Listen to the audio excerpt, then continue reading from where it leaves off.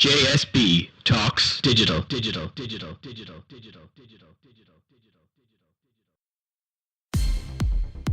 Hello and welcome to JSB Talks Digital, the podcast for marketers, digital transformation champions, and those of you bringing your skills into the digital age.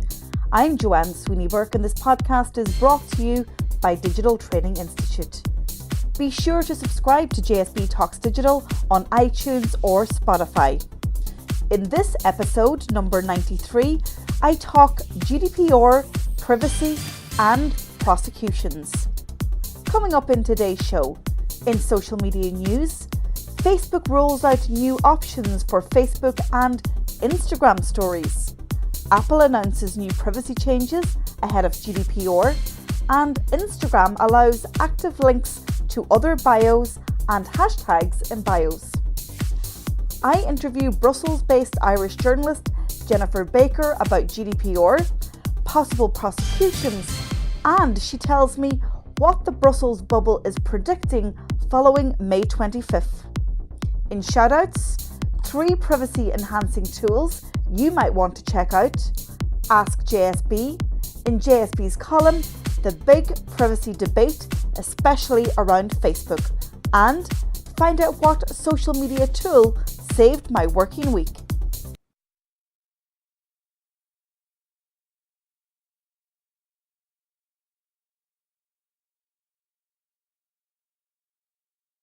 Have you spotted the new stories features on Facebook and Instagram?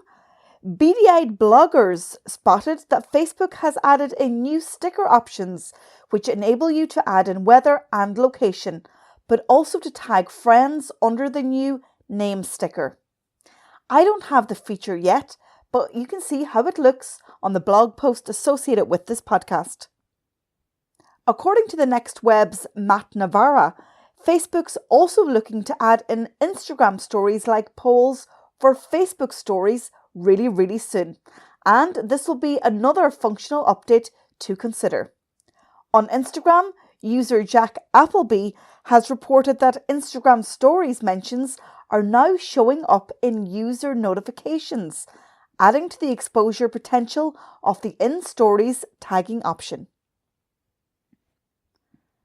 Apple is rolling out new privacy information features and an icon that will appear on devices to show you if your data is being used by applications.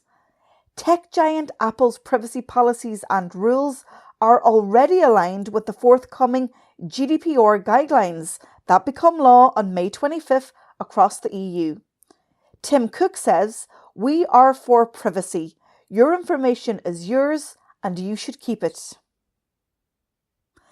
The privacy screens will make it easier to understand how and when Apple uses customers' data when they sign in or turn on new features. The new privacy logo, meanwhile, is of 2 people interacting, and it will appear on the device's screen to indicate that data, such as information for maps, is being used at any given time.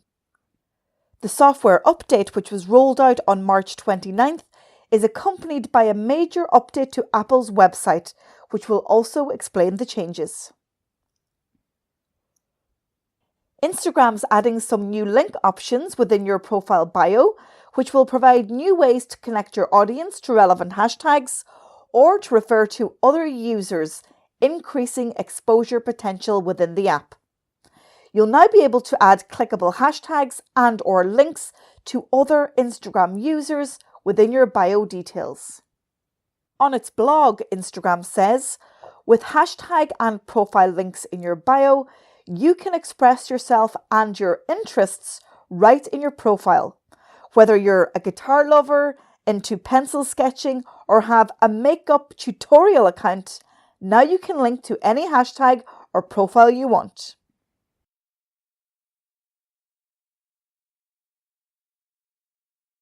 In this episode, I interview Brussels-based Irish journalist Jennifer Baker.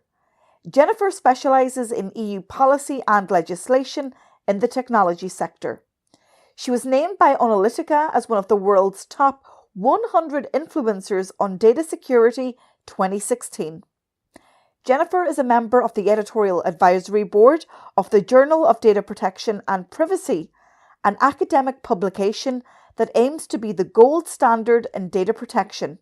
She's also correspondent for the Association of Privacy Professionals publications, the Privacy Advisor and the Daily Dashboard. Jennifer was a presenter at the Global Privacy Summit in Washington, D.C. in April 2016 on a panel with Chair of the EU Article 29 Working Party, Isabel Falik-Perrotin, and the US Federal Trade Commission Chairwoman, Edith Ramirez. In November 2017, Jennifer was named by Politico as one of the top 20 women shaping Brussels in 2017. JSB Talks Digital.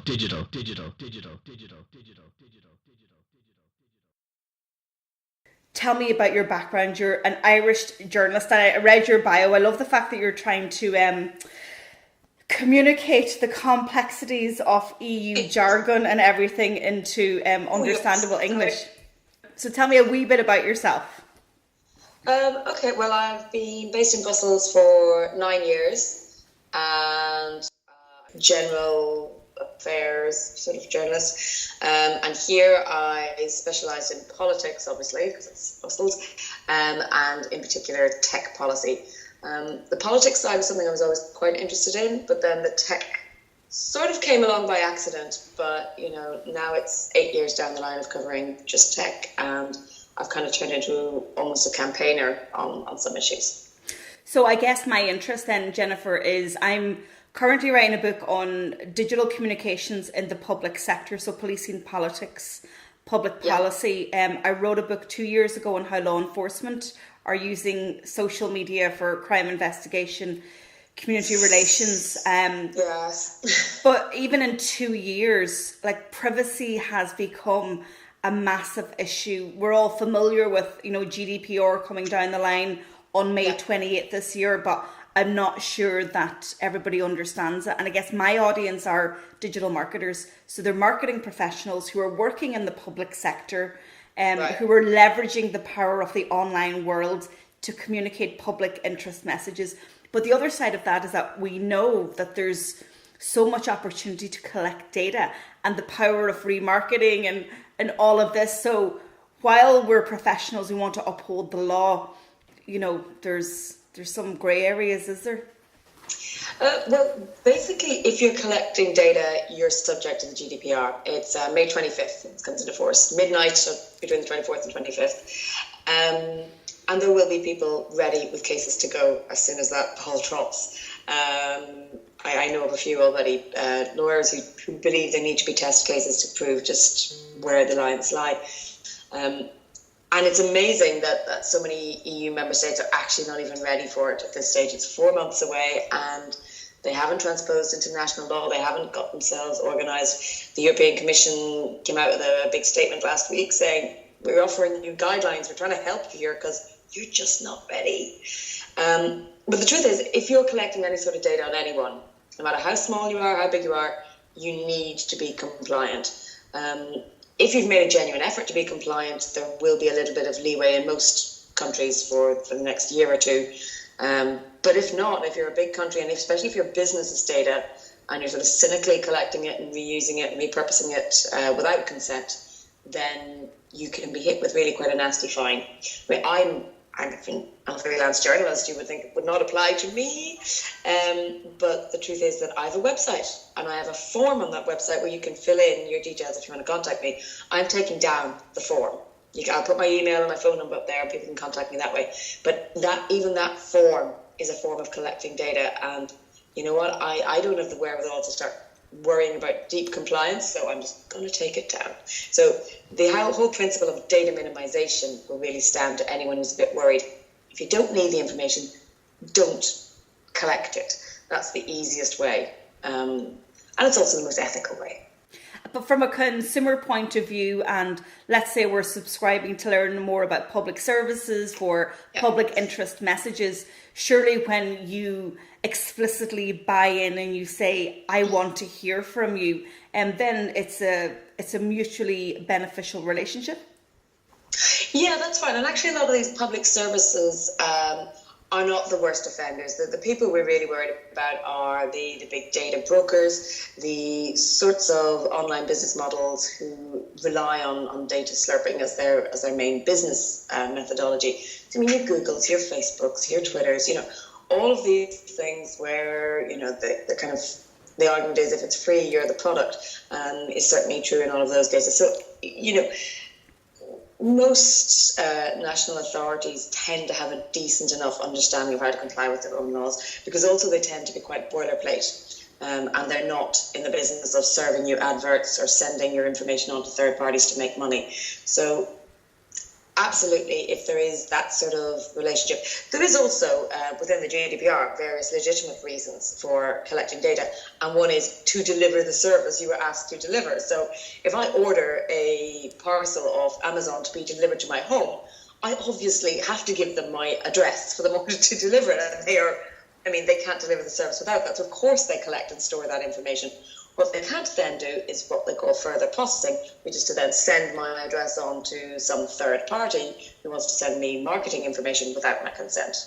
It's going to be interesting also when Facebook made an announcement last week. They had the Gather event in Brussels, and we heard Sheryl Sandberg talk about how they are transitioning their own collection of data model to ensure that they are in compliance with GDPR. Now, this will be very interesting because what GDPR essentially is doing is almost like data protection harmonization right across the member states. In Ireland, we're operating from original data protection law in the 1970s, and then it was upgraded in the early noughties. So it will be very interesting, as you say, for the Googles, the Twitters and the Facebooks of this world, because they're entering and they're operating globally. But in the EU, we're saying we have new laws, you've got to respect it. I mean, in many respects, it should be easier Google and Facebook are so big that it's a drop in the ocean for them. But for medium-sized companies, it should actually be easier to have a single regulation to comply with rather than 28 different pieces of legislation. And the regulation is really an upgrading of the current Data Protection Directive, which was first came into force in 1995, so it's a bit outdated. People didn't even have mobile phones back then, so it did get, as you say, an upgrade in the noughties. But ideally, this should make things easier. It closes a lot of loopholes, and one of the areas that's probably going to be hardest hit is the behavioural advertising industry, and they really don't like it. And I can see why, because their entire business model is based on gathering as much information about you as they can and serving you adverts that are explicitly targeted towards you, which a lot of people find kind of creepy because they don't know where that information has come from. And what a lot of people don't realise is how many big data brokers there are out there whose names they don't know. Sure, you recognize your face-to-face relationship with Google or with Facebook if you signed up, or with the various Spotify or whoever else you are signed up with. What you don't see is the kind of behind-the-scenes back end of where a lot of these data sets or information about you can be collated. And so you think, well, hang on, how do they know that I live here and that I just went on holiday there when I use two different platforms for that? But what really happens is that these big sort of massive companies who specialize in putting all of this together and selling it to advertisers. So yeah, it is. It's creepy, it's invasive, it's manipulative. And I guess, and many people will concur with you in that they don't like it. And certainly if you're not operating online, like somebody like me, I'm not a good example of an ordinary consumer, I guess. But I know lots of people, in my immediate family and friends who would share your sentiment. But isn't it just, we are where we are now in 2018, but if you think about how much data is playing a role in the development of new technologies, in the development of new companies, it's disrupting industries. Is it something that we as citizens and as consumers have to accept, but at the other side of that, expect good practice? Well, what we're talking about with GDPR specifically is personal data. We talk about disruptors and innovation and so on.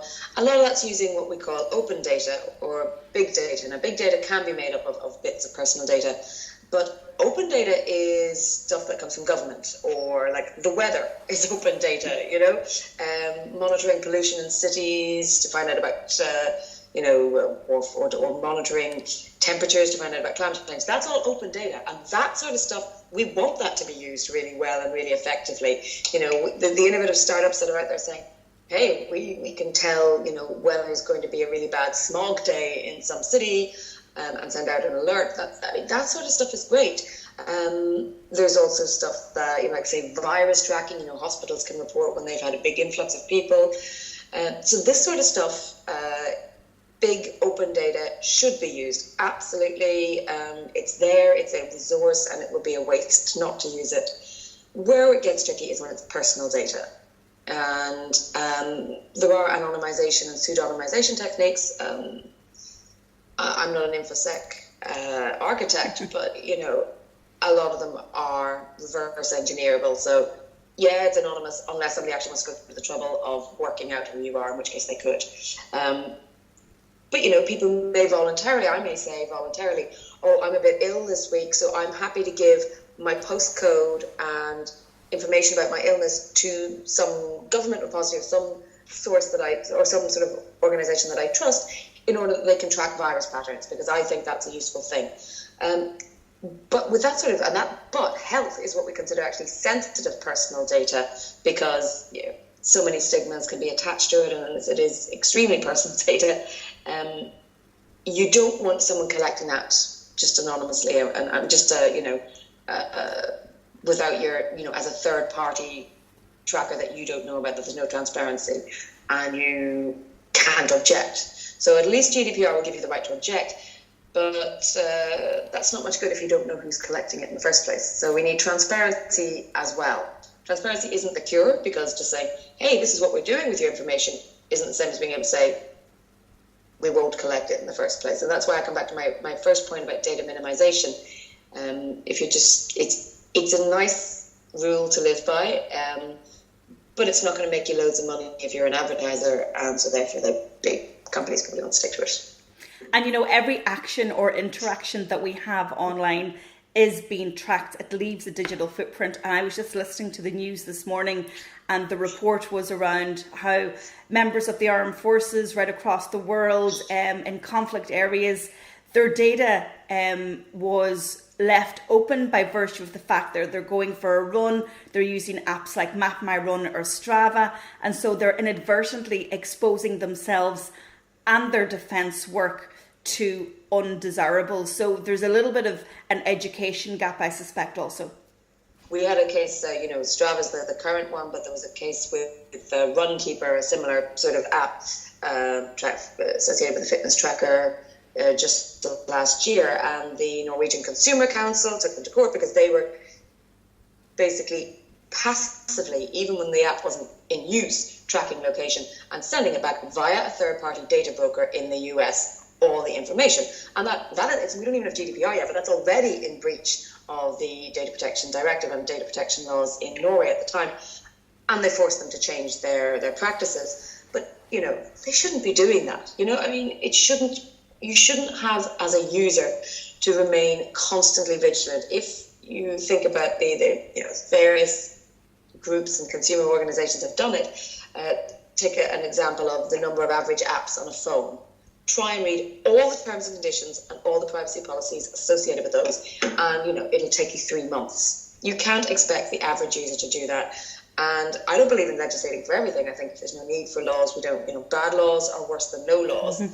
But good laws protect people, and we have to protect the vulnerable in society, in particular kids and teenagers. But we also have to protect people who aren't, security engineers, because you shouldn't have to worry that you're constantly tracked, and you shouldn't have to trade constantly your use of a modern technology of day-to-day life in 2018 against being spied on and against your information being sold, especially when you don't even know the value of that information.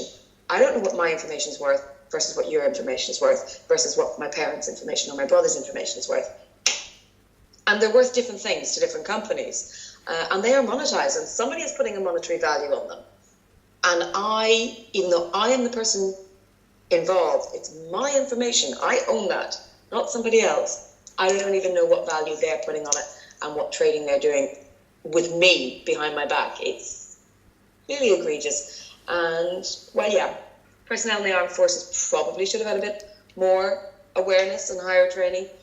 But you can easily see why they wouldn't. And I don't think, you don't point the finger of blame at the victim or the user. You put the responsibility on the big company that's, after all, making money out of them to keep their data secure. So let's talk about the enforcement of GDPR. You said at the outset of this interview that you think that there are already test cases in the waiting, because as we know with any legislation, we almost need a test case to, as we say in Ireland, to put the wind up people and to make them realise how important this piece of legislation is. The other thing is, when it's an EU piece of law, how good are nation states at enforcing it and implementing it in their own country? Because again, we've seen some gaps there. Yeah, that's going to be fun to watch for sure. Well, the first port of call is if you've got an issue, you go to your DPA, Data Protection Authority, or the Ireland Data Protection Commissioner, and you make a complaint. And they should take you seriously and deal with it and effect remedies, and if necessary, impose fines. That's how it's supposed to work. The truth is, of course, that people all over Europe are using Facebook, for example. The reason I am using Facebook for a reason, but it's based in Ireland. So Facebook want to fight the case in Ireland, and Max Schrems wants to fight it in Austria, for example. And the way we're going to get around that in the GDPR was because part of the issue with the Data Protection Directive, and this again is highlighted by that Max Schrems case, which I guess most people in Ireland have heard of, is that effective redress wasn't really possible. How can I, as just a private citizen, as a user, take on Facebook and go to, even if I go to my local DPA in Belgium, they might not have enough English language translators to deal with Facebook in they certainly don't want to deal with Facebook in the US, but they're headquartered in Ireland, and then they'll say, oh yeah, but we have, and finding the location for taking that. And I mean, I live in Belgium and I do speak English, but I might not, I might only speak French or Dutch, and then how do I interact with a company that's insisting on conducting the investigations in English? So what's going to happen now is under the GDPR, there's going to be a thing called the EDPB, the European Data Protection Board. And it is supposed to be this one-stop shop that will coordinate complaints and investigations, so that I will only ever, as a private citizen, have to go to my own data protection authority. I don't have to deal with someone in Italy, I don't have to deal with someone in Ireland, I don't have to, I go to my own data protection authority. And if they find there is something to help, they will deal directly with the data protection authority in the other country and make sure everything gets back to me in the language that I need it in, and we'll conduct the investigation. We still, to be honest with you, don't know exactly how this is going to work. It's being set up. I know the board is, they're looking for a new president because it's going to grow out of a current body that already exists called the Article 29 Working Group. But yeah, there's a couple of test cases at the moment. One is involving Facebook, where a couple of different data protection authorities are working together because of similar complaints and similar, or actually it came out of one complaint, but then similar breaches were found in other countries. So they're trying to work together to come up with presumably a sanction, because I think at this point they have found breaches of the current directive. But yeah, under GDPR it'll be much easier because all the laws will be the same. So all the DPAs will be able to work together, hopefully, more easily. So when it comes then to communications professionals working in large public sector organisations, and I've seen from my own work and my own experience, they were slow to the digital race. Now they're more than dipping their toes in, and they really want to go up to their knees when it comes to digital and implementing good practice. I guess they should be showing proper leadership and implementing best practice when it comes to data protection and the collection of information. And they probably have some experts within their own organisations that they can speak to on the matter. I mean, absolutely. I mean, I think public authorities should, I mean, if they can't obey the law, it's very difficult for another branch of the government, of the local authorities to turn around and slap fines on private companies. I would also say that, that public authorities often are privy to some of the most sensitive personal data and should actually have higher standards in place than simply if you're just collecting an email address. So, yeah, absolutely. Leadership would be great from public authorities, but at a bare minimum, they have to be 100% compliant. At the very least, I think from their perspective, there should be decent guidelines in place. They're not an SME struggling with working out what these guidelines from the European Commission are that are written in some jargon and legalese that they don't understand. So I don't think really there's any excuse for, public or governmental authorities not having all their ducks in a row come 25th of May. So thank you so much for joining me, Jennifer, on JSB Talks Digital. I guess this is a conversation that maybe we could have like a part 2 on after May 25th and maybe towards the end of the year to see how people are getting on, because as you rightly said, I suspect that there may be a couple of test cases in the wings and people are sitting to see what happens with those. Oh, I know for a fact there's test cases in the wings, as I'm doing a bit of communications work myself with Max Schrems on the new NGO, which is hopefully we'll have cases ready to go on the 5th of May, which will be very interesting. 25th of May. So, yeah. Okay, so we will watch with interest. Yeah. But for now, thank you so much for joining me on JSB Talks Digital. Nice to talk to you. Shoutouts. In this part of the show, I give shoutouts to brands, organisations or individuals whose work online is remarkable and worth talking about. In this episode, I share 3 privacy-enhancing tools. 1. Telegram is an encrypted messaging service boasting 200 million users worldwide. The app can be used on iOS, Android, Windows Phone, PC, Mac and Linux. Its core features include the fact that messages are heavily encrypted and can self-destruct. It lets you access your messages from multiple devices. It delivers messages faster than any other application, according to itself, of course. Servers are spread worldwide for security and speed. Telegram has an open API and protocol which is free for everyone. It's free forever. It promises no ads or no subscription fees. And it claims to keep your messages safe from hacker attacks. And finally, it has no limits on the size of your media and your chats. Find out more about Telegram Messenger at telegram.org, and that's telegram.org.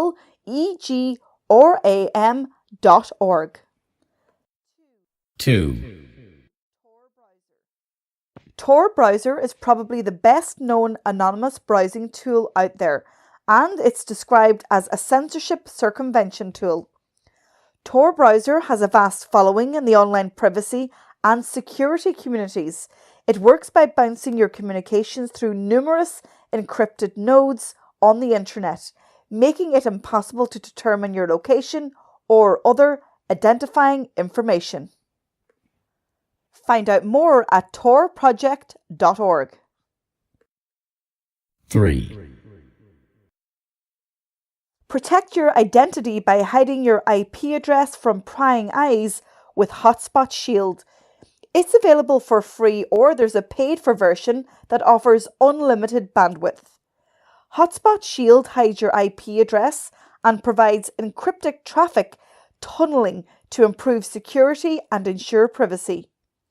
You may not want to use Hotspot Shield all the time. For instance, you may only be interested in using it to access certain sites that are blocked in your country. Find out more at hotspotshield.com.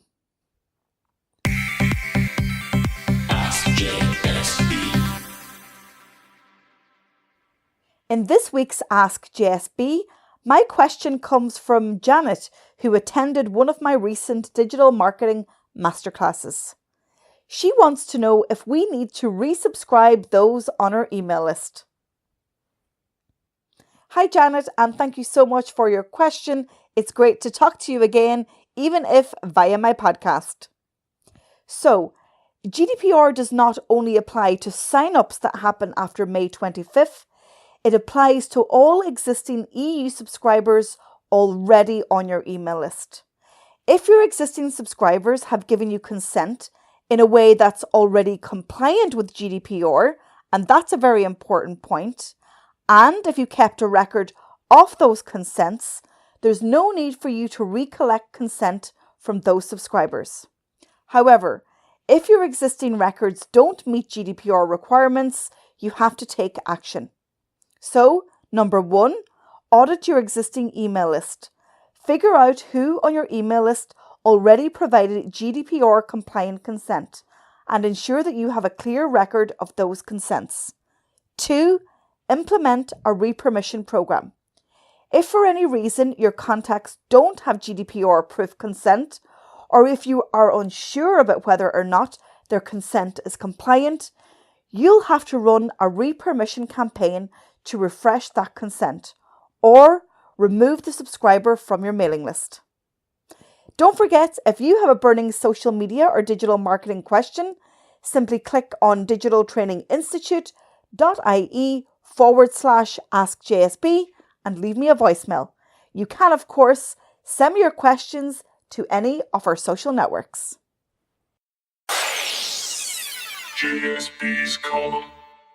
In today's JSB's column, I discuss privacy. In recent weeks, it's been the big topic on everyone's mind in the digital marketing space.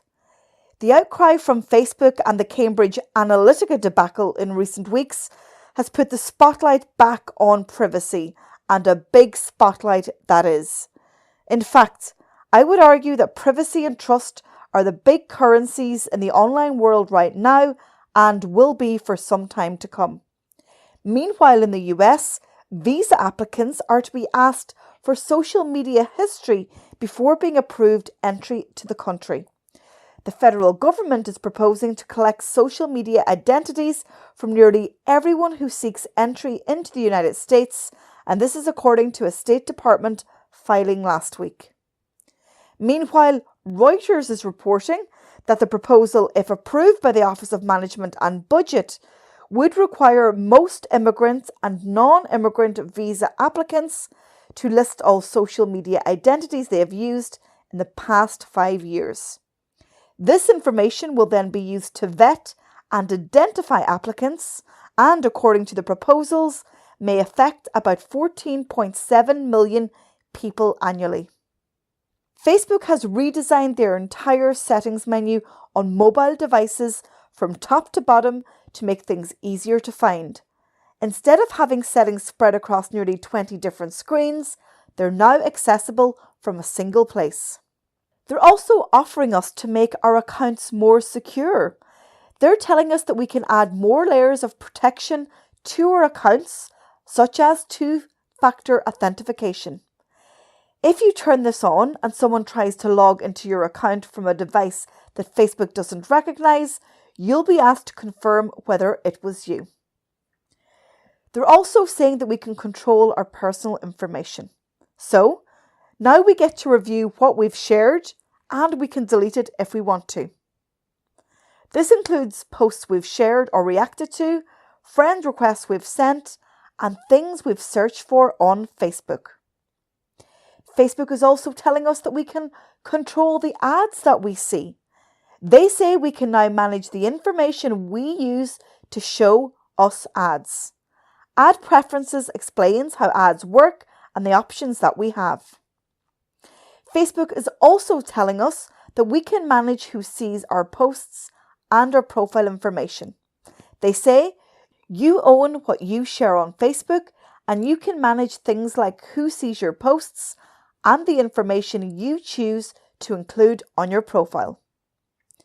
Facebook is introducing Access Your Information, a secure way for people to access and manage their data, such as posts, reaction, comments, and things that we've searched for.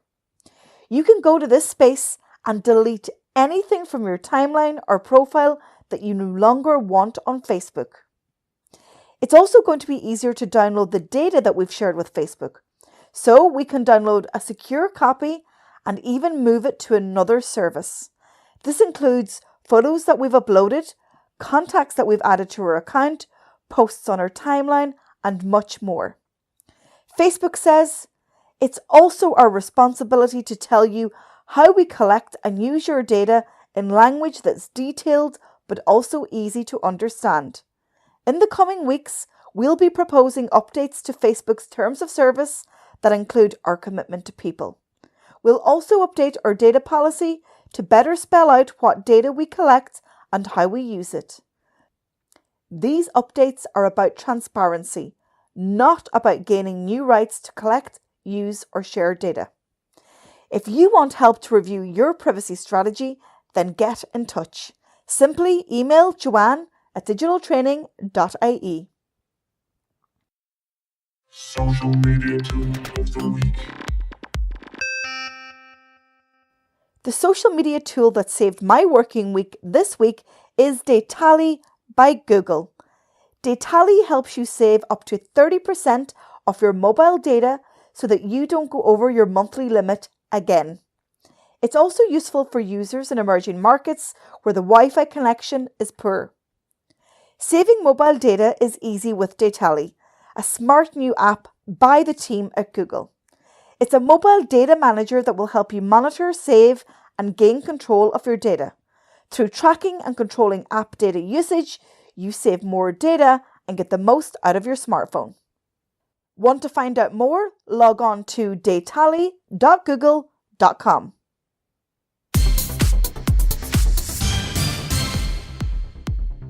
Thank you so much for tuning into episode 93 of JSB Talks Digital.